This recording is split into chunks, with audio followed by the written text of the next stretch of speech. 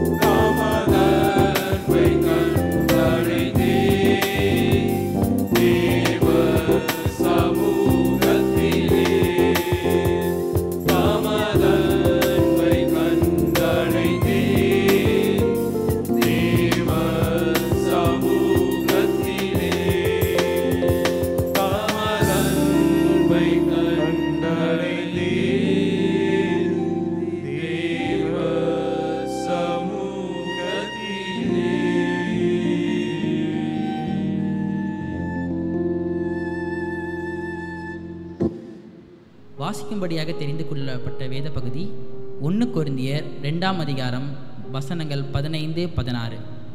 ஆவிக்குரியவன் எல்லாவற்றையும் ஆராய்ந்து நிதானிக்கிறான், ஆனாலும் அவன் மற்றொரு நாளும் ஆராய்ந்து நிதானிக்கப்படான். கர்த்தருக்கு போதிக்கத்தக்க அவருடைய சிந்தையை அறிந்தவர் யார்?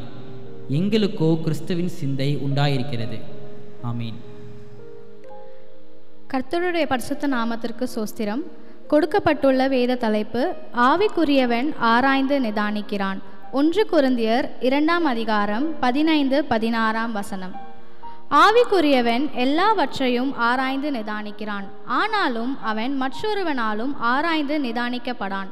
கர்த்தருக்கு போதிக்கத்தக்கதாக அவருடைய சிந்தையை அறிந்தவன் யார்? எங்களுக்கோ கிறிஸ்துவின் சிந்தை உண்டாய் இருக்கிறது. ஆவிக்குரியவன் அப்படின்னு நம்ம சொல்லும் பொழுது உலகத்தின் ஆவியை பெற்றவர்கள் இருக்காங்க, தேவ ஆவியை பெற்றவங்க இருக்கிறாங்க. இதுதான் பவுலானவர் 1 கொரிந்தியர் 2ஆம் அதிகாரம் 12ஆம் வசனத்தில் சொல்றாரு, நாங்களோ உலகத்தின் ஆவியை பெறாமல் தேவனால் எங்களுக்கு அறியும்படி தேவனிலிருந்து புறப்படுகிற ஆவியை பெற்றோம் அப்படின்னு சொல்றாரு. உலகத்தின் ஆவியை பெற்றவர்களுடைய நிதானம் எப்படி இருக்கிறது? தேவ ஆவியை பெற்றவர்களுடைய நிதானம் எப்படி இருக்கிறது? தானியேலின் புஸ்தகம் 3ஆம் அதிகாரத்தில் நம்ம பார்க்குறோம், நேபுகத்நேசர் என்ற ராஜா ஒரு பெரிய பொற்சிலையை உண்டு பண்ணி அதை எல்லாரும் வணங்க வேணும், அப்படி இல்லைன்னா எல்லா மக்களையும் நான் அக்னி ஜுவாலைக்குள்ளாக போட்டு விடுவேன் அப்படின்னு ஒரு கட்டளையை பிறப்பிக்கிறான். அப்போ எல்லா மக்களும் அந்த ராஜாக்கு பயந்து அந்த பொற்சிலையை வணங்குறாங்க. இதை வணங்குற மக்கள்லாம் எப்படிப்பட்டவர்கள்னா உலகத்தின் ஆவியை உடையவர்கள், உலக சிந்தையை உடையவர்கள். ஆனா ஒரு மூன்று பேர் மட்டும், சாத்ராக், மேஷாக், அபேத்நேகு என்ற தேவ ஆவியை பெற்ற இந்த 3 வாலிபர்கள் மட்டும் ஆவிக்குரிய வகையில நிதானமா யோசிச்சு, நாங்க இந்த பொற்சிலையை வணங்க மாட்டோம், எங்களை நீங்க அக்னி ஜுவாலையில போட்டாலும் பரவாயில்ல, ஆண்டவர் எங்களை அந்த அக்னி ஜுவாலையிலிருந்து தப்பிவிக்க வல்லவரா இருக்கிறார் அப்படின்னு ஆண்டவர் மேல விசுவாசமாய் அவங்க ஆண்டவருக்காக அன்று சாட்சியாக நின்னாங்க. அதே போல அந்த ராஜா அந்த நேரத்தில் அவங்கள அக்னி ஜுவாலையில் போட்டப்ப அவங்க 3 பேரையும் ஆண்டவர் தப்புவிக்க வைக்கிறார். இதே போல தான் இன்றைக்கும் நம்ம உலக காரியங்கள் நிறையா நம்ம செய்கிறோம். நம்ம வேலை ஸ்தலத்துக்கு போகிறோம், பல உலக காரியங்கள் நம்ம செய்கிறோம். அந்த நேரத்தில் நம்ம உலக பார்வையில் அது நன்மையாக இருந்தாலும் நம்ம சற்று சிந்தித்து பார்க்க வேண்டும். ஆவிக்குரிய வகையில் இது தேவனுக்கு பிரியமான காரியமா, இது தேவனுக்கு இஷ்டமான காரியமா, இது நம்ம செஞ்சால் ஆண்டவர் விருப்பப்படுவாரா அப்படின்னு அன்று அவங்க 3 பேரும் கர்த்தருக்கு விசுவாசமாக இருந்தபடி நம்மளும் ஆண்டவருக்குள்ள விசுவாசமாக இருந்து அவங்களைப் போல சாட்சியாக வாழ வேண்டும். 2வது காரியம் நம்முடைய ஊழியத்தில் நிதானம். நம் ஆண்டவருடைய வார்த்தையை நம்ம ஆண்டவருக்கு விருப்பமான பிள்ளைகளாக இருக்கிறோம், நம்ம கிறிஸ்தவர்களாக இருக்கிறனால நம்ம ஆண்டவருடைய அன்பை நம்ம புற ஜாதி மக்களிடம் போய் நம்ம ஒரு ஆர்வமாக சொல்கிறோம். ஆனால் எல்லாரும் கேட்குற எல்லாரோட மனநிலையும் ஒரே மாதிரி இருக்கிறது இல்லை. நிறைய பேர் நம்ம மேலே வெறுப்பை காட்டுவாங்க, இல்லை நிறைய பேர் ஆண்டவருடைய அன்பை தெரிஞ்சுக்கணும் அப்படின்னு ஆர்வமாக நம்மக்கிட்ட கேட்பாங்க. இந்த சமயத்தில் நம்ம வெறுப்பை காண்பிக்கிறவரிடம் நம்ம கோபத்தை காட்டாமல் ஆண்டவர் நம்மளுக்கு கொடுத்துருக்க பிரதான கட்டளையான அன்பை நம்ம அவங்க கிட்ட காண்பிக்கிறவர்களாக இருக்க வேண்டும். அந்த நேரத்தில் நம்மளுக்கு ஆவிக்குரிய நிதானம் இருக்க வேண்டும். இதை தான் நம்ம அப்போஸ்தலர் 6ஆம் அதிகாரத்தில் பார்க்குறோம். ஸ்தேவானை பற்றி பார்க்கிறோம். ஸ்தேவான் எப்படிப்பட்ட ஒரு மனுஷன்? விசுவாசத்திலும் வல்லமையினாலும் நிறைந்தவனாய் இருக்கிற ஒரு மனுஷனாக இருக்கிறார். இவர் எல்லார்கிட்டையும் பிரசங்கம் பண்ணும்பொழுது எல்லா மக்களும் அவங்கள அந்த ஸ்தேவானை கொண்டு போய் இவன் பொய் சாட்சி சொல்றான் அப்படின்னு பிரதான ஆசாரியன் கிட்ட கொண்டு போய் விடுறாங்க. அவன் பொய் சாட்சி சொல்றான்னு சொன்னாலுமே ஸ்தேவான் ஆவிக்குரிய வகையில ஆண்டவருக்குள்ளாக நிதானமா இருந்து அந்த சமயத்திலும் அவருக்கு கிடைத்த வாய்ப்புல அவர் முழு வேதாகமத்தையும் ஆரம்பத்திலிருந்து ஆண்டவர் உலகத்தை படைத்ததிலிருந்து இயேசு கிறிஸ்துவானவர் உயிர்த்தெழுந்த வரைக்கும் எல்லா காரியத்தையும் பொறுமையாய் அவருக்கு கிடைத்த வாய்ப்புல பல மக்களிடம் அவர் சொல்றாரு. உலக பார்வையில பார்க்கும்பொழுது என்னதான் அவர் கல்லெறியப்பட்டு கொல்லப்பட்டாலும் தேவ ஆவியின் பார்வையில் பார்க்கும் பொழுது அவர் தேவனுக்கான ஒரு இரத்த சாட்சியாய் மரித்த ஒரு நபராய் இருக்கிறார். நம்மளும் ஆவிக்குரியவர்களாக நம்மளும் இந்த மாதிரி ஊழியத்தில் நம்ம நிதானமாக யோசித்து எல்லா சூழ்நிலையிலையும் ஆண்டவருக்கு சாட்சியாக நம்ம வாழ வேண்டும். 3வது காரியம் நம்முடைய ஜெபத்தில் நிதானம். ஆவிக்குரியவர்களாக இருக்கிற நம்ம ஊழியமாக இருக்கட்டும், இல்லைனா நம்ம மற்ற காரியங்களாக இருக்கட்டும், எல்லாத்துலேயும் நம்ம நிதானமாக இருக்கிறது மட்டும் இல்லாமல் ஆண்டவரோட நம்மளுக்கு இருக்க அந்த பர்சனல் ரிலேஷன்ஷிப்லேயும் நம்ம நிதானமாக இருக்க வேண்டும். ஆண்டவர் மேலே விசுவாசமாக இருக்க வேண்டும். நம்மளுடைய ஆண்டவராகிய இயேசு கிறிஸ்து இந்த உலகத்தில் இருக்கும் பொழுது அவர் தேவனாகிய ஆண்டவர்கிட்ட வந்து ரொம்ப பணிவாய் நடந்து கொண்டார்.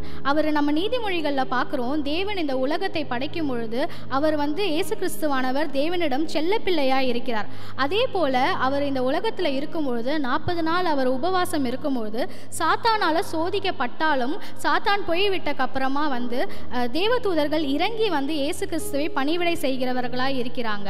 அப்படிப்பட்ட தேவகுமாரனே அவர் சிலுவையில் அறையறதுக்கு முதல் நாள் கெத்செமனே தோட்டத்தில் வந்து ஆண்டவர்கிட்ட பணிவாய் ஜெபிக்கிறார் அப்படின்றத நம்ம பார்க்கிறோம். இயேசு கிறிஸ்து வந்து ஜெபிக்கும் பொழுது என்ன சொல்றார் அப்படின்னா, பிதாவே உமக்கு சித்தமானால் இந்த பாத்திரம் என்னை விட்டு நீங்கும்படி செய்யும், ஆயினும் என்னுடைய சித்தத்தின்படி அல்ல உம்முடைய சித்தத்தின்படியே ஆக கடவுது அப்படின்னு ஜெபம் பண்றாரு. இந்த சமயத்திலும் கடவுளுடைய செல்ல பிள்ளைகளாக இருக்கிற நம்மளும் ஆண்டவர்கிட்ட ஜெபிக்கும் பொழுது பணிவாகவும் பண்போடையும் ஜெபிக்க வேண்டியவர்களாக இருக்கிறோம். நம்ம ஜெபத்தில் நிதானம் இருக்கணும். நம்ம ஆசைப்படுற காரியம் நிறைவேறாமல் இருக்கலாம், இல்லைன்னா நம்ம எதிர்பார்த்துட்டு இருக்க காரியங்கள் நிறைவேறாமல் இருக்கலாம். நம்ம ரொம்ப நாளாக நீண்ட நாள் காத்திருக்கலாம், ஆண்டவர் இதை நிறைவேற்றலே, ஏன் இதை நிறைவேற்றல அப்படின்னு ஆண்டவர்களை நம்ம கேள்வி கேட்கிற பிள்ளைகளாக இல்லாமல் ஆண்டவர்கிட்ட நம்ம ஜெபிக்கும் போது அதீனத்திலே வைத்திருக்கிற காலங்களும் வேலைகளும் எனக்கு தெரியாத ஆண்டவரே, ஆனால் அது உமக்கு தெரியும், என்னுடைய சித்தத்தின்படி அல்ல, இது உம்முடைய சித்தத்தில் நான் உங்கள் கரத்தில் நான் இதை வந்து கொடுக்குறேன், நீங்கள் உம்மது சித்தத்தின்படி செய்தருளுங்க அப்படின்னு நம்ம ஜெபிக்கும் பொழுது நிதானமாய் ஜெபிக்கிறவர்களாக இருக்க வேண்டும். இறுதியாக என்னவென்றால், நம்ம வாரம் வாரம் பிரசங்கத்துக்கு முன்பாக நம்ம பாடுகிற ஒரு பாடல் ஆவியானவரே. ஆவியானவரே, அன்பின் ஆவியானவரே, இப்போ வாரும் இறங்கி வாரும் எங்கள் மாத்திலே. இந்த பாடலை நம்ம பாடும்பொழுது ஆவியானவர் நீங்கள் இப்போ வாங்க இறங்கி வாங்கன்னு பாடுறோம். அதை நம்ம உணர்ந்து பாடுகிற பிள்ளைகளாக இருக்கிறோமா அப்படின்றத நம்ம சற்று சிந்தித்து பார்க்க வேண்டும். இதை நம்ம வந்து ஞாயிற்றுக்கிழமை மட்டும் ஆண்டவர்கிட்ட கேட்காம தினம்தோறும் நம்ம காலை ஜெபத்தில் ஆண்டவரிடம், ஆவியானவரே நீங்கள் வந்து என்கிட்ட வாங்க, இன்னைக்கு நான் செய்யும் காரியங்களில் எனக்கு நிதானத்தை தாங்க, என்னை எல்லா காரியத்திலும் வழி நடத்துங்க அப்படின்னு ஜெபிக்கிற பிள்ளைகளாக இருக்க வேண்டும். இறுதியாக சங்கீதம் 19:7 சொல்லியிருக்கிற மாதிரி, குறைவற்றதும் ஆத்துமாவை உயிர்ப்பிக்கிற கர்த்தருடைய வேதத்தை நம்ம தினந்தோறும் வாசிச்சு வந்தோமானால் நம்ம தினந்தோறும் ஆண்டவருக்குள்ளாக புதுப்பிக்கப்படுவோம். அதே போல ஆவியானவர் நம்முடன் இருப்பார். நம்ம எல்லா காரியங்களிலும் நிதானித்து செயல்படுகிறவர்களாக இருப்போம். ஆமென். ஜெபிப்போம். அன்புள்ள ஆண்டவரே, இந்த வேலைக்காக உமக்கு கொடாக்கொடி நன்றி ஏசப்பா. ஏசப்பா, இந்த வேலையிலும் நாங்கள் தியானித்த இந்த ஏசப்பா தியானத்தின்படி ஆவிக்குரியவன் ஆராய்ந்து நிதானிக்கிறான் என்ற ஏசப்பா வார்த்தையின்படி நாங்கள் செய்யும் எல்லா காரியங்களாக இருக்கட்டும் ஆண்டவரே, ஆவிக்குரிய காரியங்களாக இருக்கட்டும், உலகத்தின் காரியங்களாக இருக்கட்டும், ஊழியத்தின் காரியங்களாக இருக்கட்டும், ஜெபிக்கும் காரியங்களாக இருக்கட்டும் ஆண்டவரே, எல்லாத்தையும் ஏசப்பா நீர் நிதானமாய் நடத்தி தரும்படி ஏசப்பா எங்களுக்கு அந்த விசுவாசத்தையும் உம்மேல் இருக்கும் நம்பிக்கையையும் இன்னும் எங்களுக்கு அதிகரித்து காத்துக்கொள்ளுங்க ஆண்டவரே. ஏசப்பா, எல்லாவற்றையும் உமது கரங்களில் ஒப்படைக்கிறோம். இயேசு கிறிஸ்துவின் ஜெபத்தை ஏறெடுக்கிறேன் சுவாமி. ஆமென். ஜெபம். எங்களை அதிகமாக நேசிக்குங்க அன்பின் பரலோக பிதாவே, அப்பா இந்த அருமையான நாளுக்காக நன்றி ஆண்டவரே. ஆண்டவரே, இப்பொழுது நாங்கள் இளைஞர்களாக சேர்ந்து இங்கு நடத்திய இந்த தபசுக்கால ஆராதனைக்காக நன்றி அப்பா. ஆண்டவரே, இந்த தபசு நாட்கள் முழுவதும் நாங்கள் உண்மையிலே நிலைத்து களி கூற நீங்கள் எங்களுக்கு உதவி செய்யுங்க ஆண்டவரே. ஆண்டவரே, நீங்கள் ஒருவர் மாத்திரம் உங்களை பாதுகாத்து கொள்ளுங்க, வழி நடத்துங்க. இயேசுவின் மூலம் ஜெபம் கேளும் எங்கள் ஜீவனும் நல்ல பிதாவே. ஆமென்.